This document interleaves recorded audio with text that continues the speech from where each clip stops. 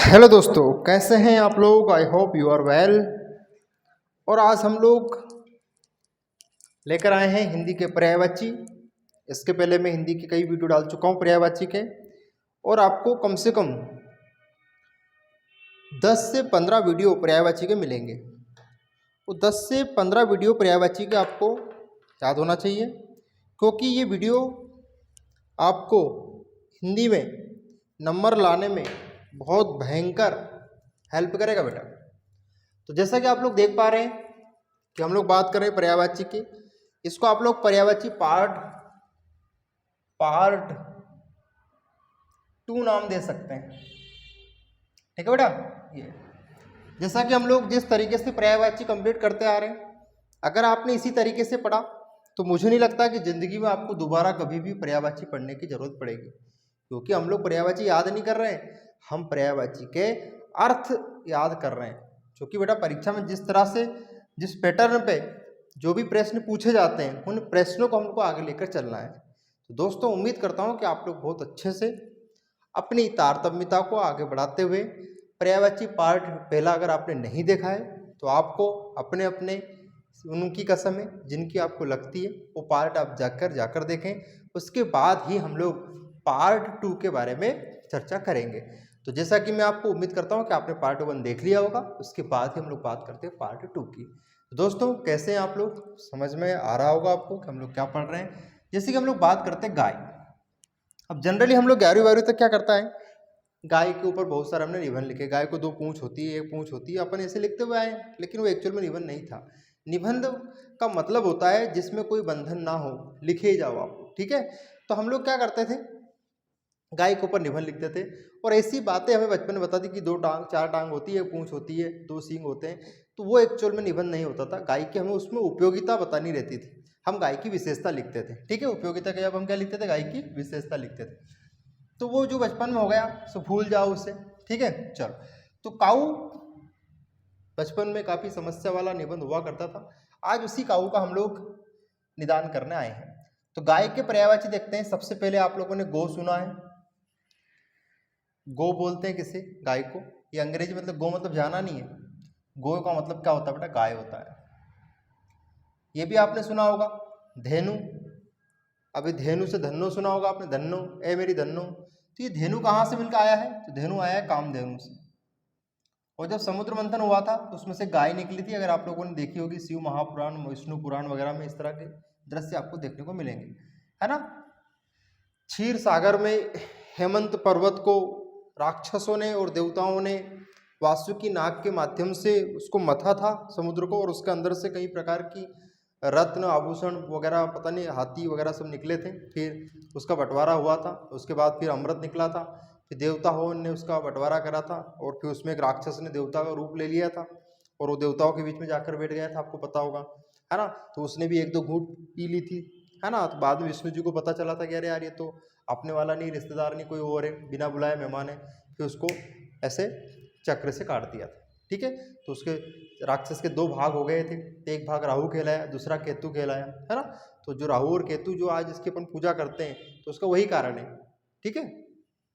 चलो, तो कामधेनु हो गया, गो हो गया। इसके बाद गौरी। गाय बहुत गौरी होती है, आपको तो व्हाइट कलर की होती, तो ये गौरी हो गया, है ना। चलो, तो जनरली गाय तो गौरी होती, अगर गाय काली है तो फिर गाय गाय नहीं हो तो भैंस हो जाएगी, ऐसे याद रखेंगे। भद्रा। भद्रा का मतलब होता है कल्याण करना। भद्रा का मतलब क्या होता है, कल्याण करना। आपने सुना होगा भद्रकाली, सुना है नाम, नहीं सुना, भद्रकाली। तो वहां काली जो आपका क्या करे, कल्याण करे हमेशा। काली माता को देखने पे आपको ऐसा लगता है कि यार बहुत विराट स्वरूप है, ये क्या कल्याण करेगी। लेकिन बेटा प्रकृति का सिस्टम जो भी चल रहा है उसमें कहीं ना कहीं काली माता का भी हाथ है, ऐसे याद करेंगे। तो भद्र मतलब क्या हो गया, कल्याण करने वाली। तो भद्र हो गया, भद्रा हो गई कौन, गाय। गाय कल्याण करती है, आपको पता है।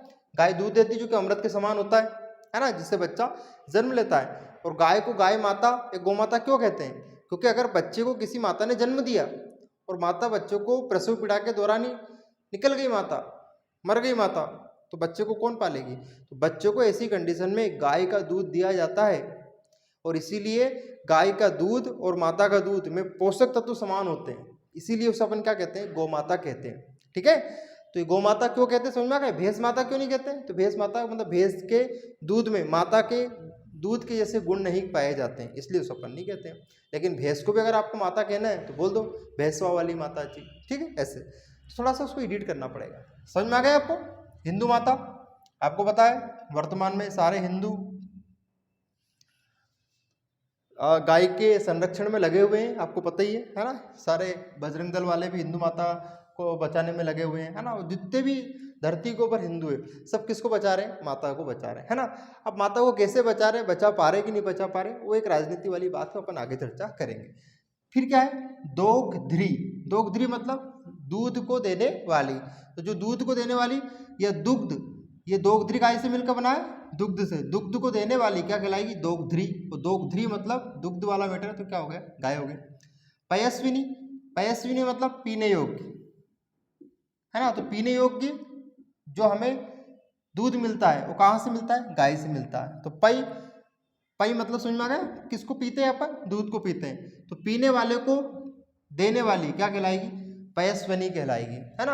और ये पई जो है ना, पई से अगर आप लोग चाहें तो पायस भी लिख सकते हैं, क्योंकि अगर आपने केमिस्ट्री वगैरह पढ़ी होगी तो ये जो पई से क्या बना है? पायस बना है ना। और क्वेश्चन भी आता है कि दूध किसका उदाहरण है, तो ये पायस का उदाहरण है। इसके बाद यहाँ सुरभि।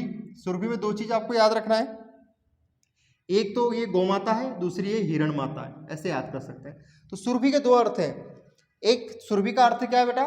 गाय है, और एक सुरभि का अर्थ क्या है? हिरण है। तो जनरली हमें याद रखना है सुरभि। समझ में आ गया बेटा? तो ये सारी बातें आपको बहुत अच्छे समझ में आ गया होगा। गो, गोमाता सुना होगा नाम। धेनु, कामधेनु से मिलकर बनाए। गाय बहुत धोली होती है तो गोरी हो गया।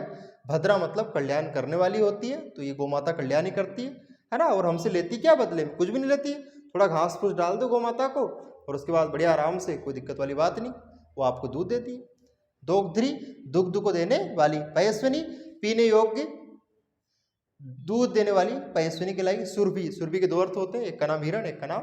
अब ये आप सबके ऊपर डिपेंड करता है कि इसका क्या अर्थ होता है, क्योंकि हिंदी में आपको कई शब्द अनेकार्थी मिलेंगे, एक शब्द के कई अर्थ मिलेंगे। जैसे आपने सुना होगा कनक कनकते सोगुनी मादकता अधिकाय विकाय, आपने सुना ना, या पिए बुराय ने को कहावत इस तरह चलती है। तो यहाँ कनक का एक मतलब धतूरा होता है, एक कनक का मतलब सोना होता है। समझ में आया ना? ठीक है, तो इतनी बात समझ में आ गई। चलो, तो एक ही शब्द के कई अर्थ निकले तो उसको क्या बोलते हैं? अनेकार्थी बोलते हैं, है ना। इससे आपने सुना होगा रही मन पानी रखियो, बिन पानी सब सून, पानी बिने ना उभरे मोती मानस सून। यहाँ पानी के कई प्रकार के अर्थ निकाले गए हैं। पिक्चर क्लियर है? चलो, तो गो समझ में आ गया, गाय समझ में आ गई। अब बात करते हैं दूध की। देखो दूध, दुग्ध बचपन से सुना है। ये पई, पई मतलब दूध, और पई को पई की स्वामी या स्वामिनी ऐसे बोलेंगे, तो ये क्या हो गया? गाय हो गई। तो देखो पई उसमें भी आया, और स्वनी लिखने की वजह से क्या हो गई? गाय हो गई। पीयूष पीते हैं हम लोग और यूज भी करते हैं, ऐसे याद रखेंगे, पिएंगे और यूज भी करेंगे। तो यहाँ पीयूष का मतलब दो अर्थ में होता है। इस पीयूष का मतलब अमृत भी होता है और दूध भी होता है। नहीं आया समझ में? तो कभी कभी ऑप्शन में और अमृत किसका पर्यायवाची होता है? दूध का होता है। समझ में आ गया? तो कभी कभी आएगा अमृत का पर्यायवाची है, तो उसमें आपको क्या देखने को मिलेगा? पीयूष भी मिलेगा। तो यहाँ पीयूष के कितने अर्थ हो गए? दो। एक पीयूष का अर्थ क्या हो गया? दूध, और एक पीयूष का अर्थ क्या हो गया? अमृत हो गया। ठीक है, तो दूध, दुग्ध, पई वहां से मिलकर बना है पयस्विनी से, और पीयूष, तो इसका एक मतलब तो क्या होता है? दूध। पी मतलब पीते हैं, फिर यूज करते हैं। तो किसको पीते हैं? दूध को पीते हैं, और फिर ऊर्जा के रूप में उसका क्या करते हैं? यूज करते हैं। और पीयूष मतलब ही क्या होता है? अमृत होता है। देखो यहाँ लिखा है, तो ये अमृत हो गया। अब स्तन्य, आपको पता है गाय दूध देती है स्तन से, है ना। तो ये क्या हो गया? स्तन्य हो गया। तो स्तन्य मतलब दूध कहाँ से प्राप्त होता है? स्तन से। गोरस गाय का रस है, इतना आपको समझ में आना चाहिए। क्षीर, है ना, क्षीर मतलब दूध का सागर, ये अपने को याद रखना है। ठीक भाई, चलो, तो दूध को अपन क्या बोलते हैं? क्षीर भी बोलते हैं, है ना। दूध को क्या बोलते हैं? क्षीर बोलते हैं। क्षीर मतलब क्या होता है? दूध का सागर। समझ में आया? और दूध और क्षीर सागर आपने सुना होगा, जिसमें समुद्र मंथन हुआ तो उसे क्या बोलते हैं? क्षीर सागर बोलते हैं। और क्षीर वर्तमान में क्या हो गया? खीर हो गया, है ना। वर्तमान में क्षीर को अपन क्या कहते हैं? खीर कहते हैं। और खीर भी गाय की बनती है, तो दूध की बनती है। समझ में आ गया बेटा? इतनी बात समझ में आ गई। चलो, तो दूध, दुग्ध याद है, पई पीने योग्य, पीते और यूज करते हैं। दूध अमृत के समान है, दूध है, स्तन से प्राप्त होता है, स्तन्य गाय का रस है, अमृत के समान है। क्षीर सागर, और क्षीर सागर को क्या कहते हैं? दूध का सागर। क्षीर, खीर, क्षीर, खीर, खीर, क्षीर। समझ में आ गया? बोलो हाँ। चलो आगे बात करते। घी, घृत, दधिसार, अमृतसार, नवनीत, मक्खन। देखो घी, घी से क्या बना? घृत बना। घृत से क्या बना? घी बना। दधी, दधी को हम लोग क्या बोलेंगे? दही। दधी काहे से मिलकर बनाए? दही से। और जब दही को अपन बहुत ज़्यादा हिलाते डुलाते हैं तो उसके अंदर जो क्या निकलेगा? सार। तो दही का सार क्या कहलाएगा? घी कहलाएगा। तो हमने इसको थोड़ा सा विस्तार में लिख दिया, दधी सार। दधी मतलब दही का सार है। दही का सार क्या है? घी है। अमृत सार, अमृत मतलब देखो यहाँ क्या होता है? दूध होता है। अब जो दूध को हम बहुत ज़्यादा हिलाते डुलाते हैं तो उसमें से भी क्या निकलेगा? सार। तो दूध का सार क्या कहलाएगा? अमृत सार कहलाएगा, है ना। तो नवनीत, ये अपने को याद रखना है। यह आपको हर डेयरी वगैरह पे नाम दिखेंगे नवनीत वगैरह। तो ये नवनीत काय का है बेटा? घी का है। और ऐसे आप लोग घी की कंपनी भी कह सकते हैं कि हमें कौन सी कंपनी का घी खाना चाहिए? नवनीत कंपनी का खाना चाहिए। मक्खन, आप लोग बोलते बहुत मक्खन लगा रही है, मतलब बहुत घी लगा रही है, अपन बोलते हैं ना ऐसे। तो घी के पर्यायवाची याद हो गए। घी काय से मिलकर बना? घृत से। घी क्या है? दही का सार है। घी क्या है? दूध का सार है। दूध को क्या कहते हैं? अमृत कहते हैं। नवनीत है, मक्खन। तो मैं अब हम लोग बात करेंगे हमारे सबसे बलशाली और खतरनाक से खतरनाक संकट को हरने वाले हमारे बाबा हनुमान के बारे में हम लोग बात करेंगे। तो बोलिए जोर से, बाबा हनुमान की जय। आज हम लोग हनुमान बाबा के सारे नाम पढ़ेंगे। हमारे सबसे प्रिय और डियर भगवान जिनका नाम क्या है? हनुमान। कष्ट को हरने वाले, संकट मोचन और हर कष्ट को, हर बाधा को दूर करने वाले आपके अपने हनुमान। तो हनुमान जी महाराज का नाम हमें याद करना है, उनके अर्थ सीखना है और आपको उतनी ही ऊर्जा के साथ अपने इष्ट देव का ध्यान करते हुए ये सारे नाम आपको आज ही याद करना है। नहीं तो आपको सबको कसम में डाल दूंगा किसकी? हमारे अपने इष्ट गॉडेस फेवरेट भगवान हनुमान। तो हनुमान जी के क्या क्या नाम है? तो शुरुआत करते हैं। बोलिए श्री राम, राधे राधे। कपीस, आपको पता है कपी मतलब बंदर होता है। इस मतलब क्या होता है? तो इस मतलब होता है क्या? थोड़ी देर के लिए मैं आपको बताता हूं, उसके बाद हम लोग स्टार्ट करते हैं। 2 मिनट का गैप। चलिए तो दोबारा से हम लोग स्टार्ट करते हैं। चल, तो कपीस मतलब समझ में आया? कपी मतलब बंदर, इस मतलब उनके इष्ट। बंदरों के इष्ट को क्या कहते हैं? कपीस मतलब हनुमान। तो कपी मतलब बंदर और उनके बंदर के भी इष्ट कपीस हनुमान। बिल्कुल सिंपल बात है। कपी मतलब कपीश्वर। कपीश्वर मतलब कपी के ईश्वर, मतलब बंदरों के ईश्वर क्या कहलाते हैं? और बंदरों के ईश्वर मतलब क्या? हमारे दादा परदादा भी, हमारे पूर्वज भी क्या थे? बंदर ही थे ना। ठीक है। तो हमारा जो आज ये मानव परिवर्तित हो रहा है, ये सब क्यों हो रहा है? क्योंकि हमारे ज़माने में थोड़ा अपडेशन आ गया है और हमारे दादा परदादा के टाइम पे कुछ नहीं था ऐसा मैटर। तो हमारे दादा परदादा क्या थे? बंदर ही तो थे। और उनके इष्ट क्या कहलाते थे? हनुमान कहलाते थे। और हनुमान जी भी का जो वर्णन किया गया वो एक बंदर के रूप में ही किया गया है ना, कपी के रूप में किया गया। समझ में आया कि नहीं आया? चलो, आंजनेय, आंजनेय क्यों कहते हैं इनको? क्योंकि ये माता अंजनी के पुत्र हैं, इसलिए इनको क्या कहते हैं? आंजनेय कहते हैं। फिर अंजनी पुत्र, माता अंजनी के लाल, आपने सुना होगा ये वो गाना, नहीं सुना आपने? माता अंजनी के लाल तेरी कृपा है अपार, ऐसा गाना वगैरह है एक। तो ये अंजनी पुत्र हो गया, अंजनी लाल हो गए। तो इतनी बात आप सीख गए होंगे हनुमान जी के बारे में कि कपीस, कपीश्वर, महावीर, महान वीर है। इनके समान कोई वीर नहीं पैदा हुआ अभी तक, इसलिए महान वीर है। समुद्र को लांग गए थे, आपको पता है जामवंत जी ने इनको बहुत मोटिवेट करा, तो ये क्या हुए? समुद्र को लांग गए। तो अपनी शक्ति को पहचानने के लिए आपको एक जामवंत को ढूंढना पड़ेगा। आप भी समुद्र को लांघ सकते हैं। और आपका समुद्र क्या है? आपका कंपटीशन, आपकी परीक्षा, आपका लक्ष्य। और आपके परीक्षा और लक्ष्य में अगर आप लोग छेद करना चाहते हैं तो आपको भी हनुमान जी की तरह एक मोटिवेशन गुरु की जरूरत पड़ेगी। बड़ा इंसान के अंदर इतनी अपार क्षमता है कि वो पर्वत, पहाड़, हेलीकॉप्टर सब कुछ बना सकता है और सब कुछ तबाह कर सकता है। इंसान के एक हाथ में प्रलय है, दूसरे हाथ में निर्माण है। डिपेंड करता है कि वो कौन सी ऊर्जा का उपयोग करता है। समझ में आ गया? आंजनेय, अंजनी पुत्र और अंजनी के लाल। सुना गाना आपने?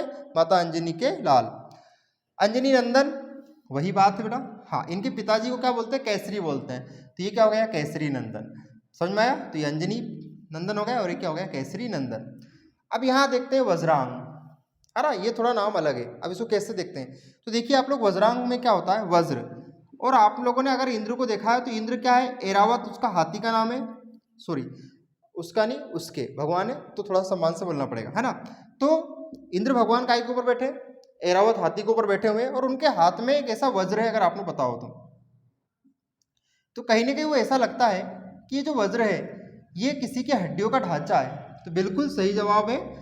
एक महर्षि हुआ करते थे जिनका नाम था दधीची। क्या था, दधीची। तो एक रावण को मारना था और उस रावण को मारने के लिए बहुत ही तपस्वी व्यक्ति की हड्डियों से एक क्या बनाया गया था, वज्र बनाया गया था, और उस वज्र से वो राक्षस मरेगा, ऐसी कहावत थी। तो क्या हुआ था, महर्षि दधीची काफी दिन से तपस्या कर रहे थे, तो उनके शरीर में सिर्फ क्या बचा हुआ था, कंकाल ही बचा हुआ था। तो उनने अपना पूरा शरीर किसको दे दिया, इंद्र को दे दिया कि जाओ आप मेरे शरीर से वज्र बनाओ और ये वज्र से आप उस राक्षस को निपटा दो। समझ में आ गया। तो अब ये उस जो इंद्र के हाथ में उसे क्या कहते हैं, वज्र कहते हैं। और वज्र क्या है, वज्र बहुत ही कठोर है ना। तो आप समझ में आ गया वज्र है। तो अब देखो वज्र का कॉन्टेक्ट करते हैं किससे, वज्रांग से। तो वज्र मतलब क्या हो गया, कठोर हो गया। वज्र मतलब क्या हो गया, कठोर। बोलो हाँ, ठीक। और कठोर हो गया अंग, दोनों को मिला तो क्या बन गया, वज्रांग बन गया। क्या बन गया, वज्रांग। तो वज्र के समान कठोर अंग किसके हैं, वज्र के समान कठोर अंग किसके हैं, तो हनुमान जी के, महाराज के। ठीक है। इसके बाद बात करते हैं बजरंगी। अब ये बजरंगी कैसे बना है, इसी से बना है। वज्र को यहाँ क्या कर दिया, बज कर दिया, तो ये बजरंगी महाराज आपको पता है। और आपको पता है ये बजरंगी से आगे क्या बना है, बजरंग बली बना है। तो ये नाम तो आप बचपन से जानते हैं, है ना, बजरंग बली महाराज की जय। अब इसके बाद है पवन सूत, है ना। अब क्या है कि जो पवन देवता है वो भी हनुमान जी को अपना पुत्र मानते हैं। तो अब इनके पुत्र मानते हैं, है ना। इनके एक्चुअल पापा कौन है, केसरी नंदन, ऐसा बोलेंगे। तो पवन जो देवता है वो भी हनुमान जी को अपना क्या मानते हैं, पुत्र मानते हैं। तो ये क्या हो गया, पवन सूत हो गया। इसके बाद पवन का पर्यायवाची क्या होता है, मारु होता है। तो ये क्या हो गया, मारुति हो गया, है ना, मारुति नंदन भी हो गया, ऐसे बोलेंगे। मारुतेय, ये भी एक ही बात है, क्योंकि मारु का मतलब भी क्या हो गया, पवन हो गया। मारुति नंदन भी कह सकते हैं, मारु नंदन भी कह सकते हैं। इसके बाद क्या है, वाताज्मजा। अब वाताज मतलब यहाँ पर मैंने आपको पहले बता चुका हूँ, वायु, है ना। और ये वायु से उत्पन्न मान सकते हैं अपन इनको, इसलिए इनका नाम क्या है, वाताज्मजा। ठीक है, चलो। इसके बाद रामदूत, सबको पता है, रामदूत अतुलित बलधामा, सुना हो आपने। रामदास, सबसे पता है। राम जी के सबसे फेवरेट दास कौन थे, हनुमान जी थे, आपको पता है। इसके बाद जितेंद्री। जितेंद्री क्या होते हैं, जितेंद्री या क्या कहते हैं, जिनेंद्री कहते हैं। मैंने मेरा नाम लिख दिया यहाँ पे, जिनेंद्री। जिनेंद्री का मतलब क्या होता है, इंद्रियों को जीतने वाला। अब हमारे पास क्या है, कई प्रकार की हमारी इंद्रियां, लेकिन उन इंद्रियों पे हमारा कंट्रोल नहीं होता है। जैसे आप लोग बाजार में गए और बाजार में आपको कोई गुलाब जामुन पसंद आ गए, तो आप कहीं से भी उधार सुधार लेके उस गुलाब जामुन को खाएंगे, जो कि आपके बिल्कुल जीव हिट रहा है आपका, आप उसे खा कर ही रहोगे, भले आपके पास पैसा है चाहे नहीं, आप उधार लोगे। समझ में आया कि नहीं आया। तो मतलब आपकी इंद्रिय वश में है क्या, नहीं, आप गुलाब जामुन 109% खाकर आओगे, जो कि आपकी इंद्रिय आपके वश में नहीं है। लेकिन जो अपनी इंद्रियों को वश में कर ले उसे क्या कहते हैं, जिनेंद्र कहते हैं। ये अपनी इच्छा के अनुसार सुनते हैं, अपनी इच्छा के अनुसार ही खाते पीते हैं, है ना, ये मन के बहकाव में नहीं आते हैं। तो समझ में आया। तो रामदूत, रामदास, जिनेंद्र, इंद्रियों को जीतने वाले। और इंद्रियों को जीतने वाले कौन है, हमारे महावीर भगवान। महावीर भगवान, और महावीर किसका पर्यायवाची है, हनुमान का। ठीक है। तो ये हनुमान जी महाराज के नाम हमने सारे पढ़े, इनके अर्थ देखे। अर्थ को हमने बड़ी तल्लीनता से देखा, एक बार फिर से देख लिए। ये कपीस, कपीश्वर, महावीर, अंजनी, आंजनी से बना है, अंजनी पुत्र है, अंजनी नंदन, अंजनी लाल, अंजनी नंदन यहाँ है, केसरी नंदन इनके पिताजी हैं। वज्रांग मतलब वज्र के समान इनके अंग है, वज्र से वज्र, वज्र से बजरंग बली बना है। पवन सूत, पवन को मारुत कहते हैं, मारुति हो गए, मारुते हो गए, मारुति नंदन हो गए। और वात्मज हो गए, वायु, वाता मतलब होती है वायु। रामदूत हो गए, रामदास हो गए, जिनेंद्र हो गए, इंद्रियों को जीतने वाले हो गए। तो बेटा अगर इतनी बात आपको समझ में आई होगी तो आई होप हनुमान जी कृपा करेंगे आपके ऊपर और आप लोग परीक्षा में बहुत अच्छा परफॉर्मेंस कर आएंगे। तो मिलते हैं दोस्तों अगले वीडियो में।